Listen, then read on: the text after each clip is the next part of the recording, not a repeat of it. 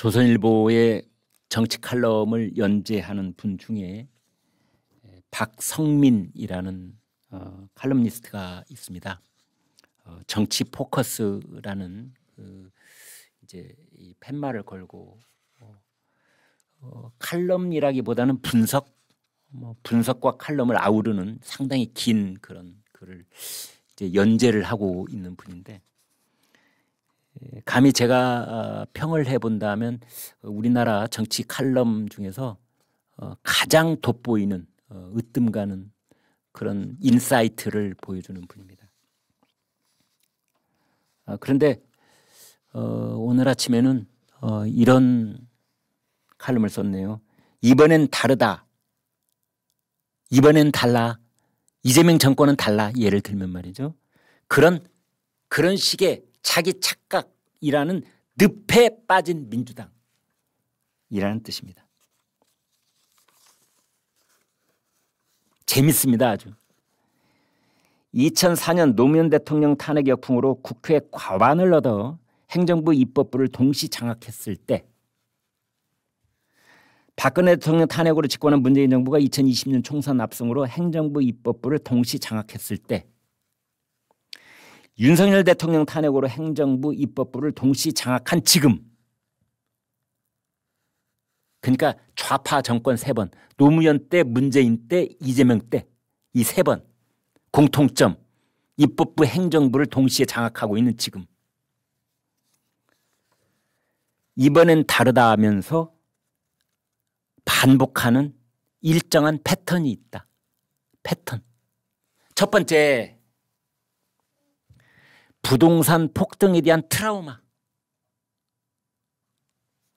두 번째, 검찰개혁, 사법개혁에 대한 과도한 집착. 세 번째, 강성 지지층 추수주의가 민주당 인식을 지배한다. 행정부, 입법부 장악하면 빠지는 과거 민주당 정권, 노무현, 문재인, 그리고 이번에 이재명, 늪에 빠지고 있다. 첫 번째, 부동산 폭등에 대한 트라우마. 두 번째, 검찰 사법개혁에 대한 과도한 집착. 세 번째, 강성 지지층에 대한 추수주의, 따라하기. 이 늪에 이재명 정권도 빠져들고 있는 중이다.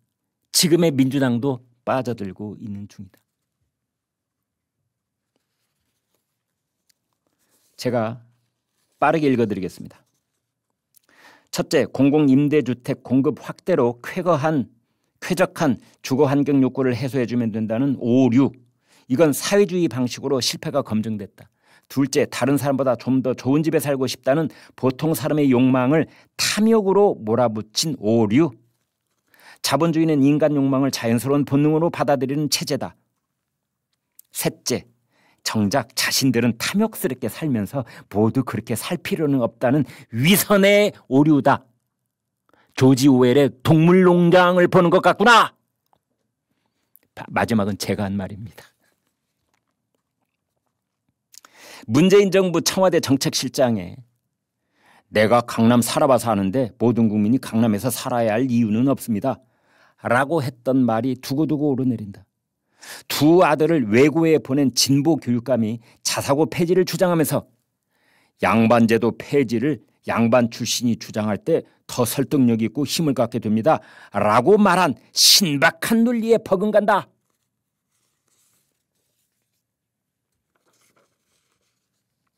(2020년) 총선에서 180석을 얻은 민주당은 검수완박을 목표로 검찰개혁에 정권의 명운을 걸었다. 그 결과 문재인 대통령이 임명하고 민주당이 청문회에서 철통 방어했던 윤석열 검찰총장에게 정권을 내줬다.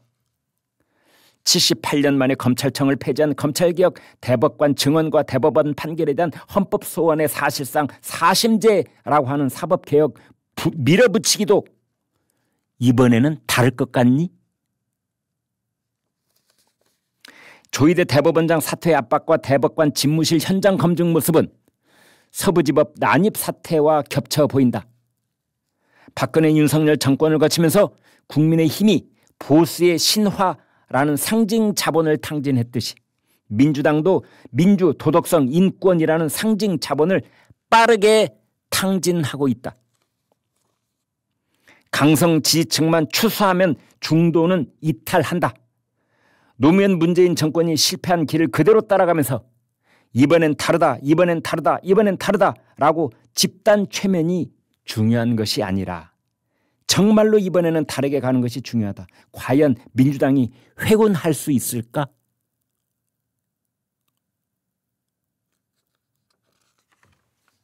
아마 이번에도 같은 늪에 빠지고 말 것 같다라는 뉘앙스가 여기는 들어있습니다.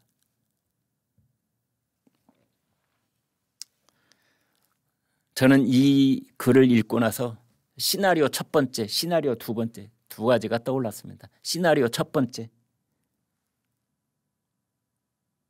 현 정권에 대한 지지율이 서서히 내려앉고 그에 따라서 어느 시점에 이재명 대통령에 대한 재판 재개의 여론이 비등할 가능성이 있다. 시나리오 2,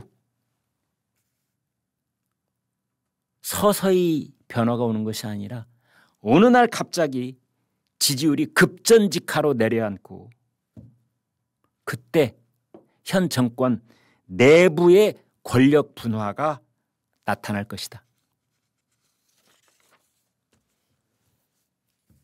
저의 시나리오였습니다.